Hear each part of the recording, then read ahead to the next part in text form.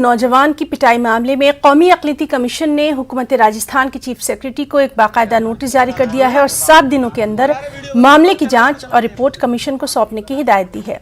वाज़ेह है कि गुज़िश्ता दिनों MIM सदर असदुद्दीन ओवैसी ने राजस्थान के शहर अजमेर के चंद्रुई नगर का एक वीडियो शेयर किया था, जिसमें कुछ शरपसंद अनासिर एक मुस्लिम शख्स को बेदर्दी से मार रहे थे, ज़दुकूब कर रहे थे, इससे पाकिस्तान जाने की बात तक कह रहे थे।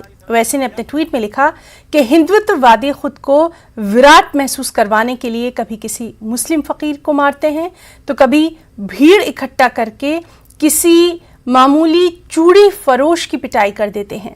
उन्होंने लिखा कि ये कमजरफी और कमतरी गोडसे की हिंदुत्ववादी सोच का नतीजा है। अगर समाज इस सोच का मुकाबला नहीं करेगा तो ये कैंसर की तरह फैलती रहेगी।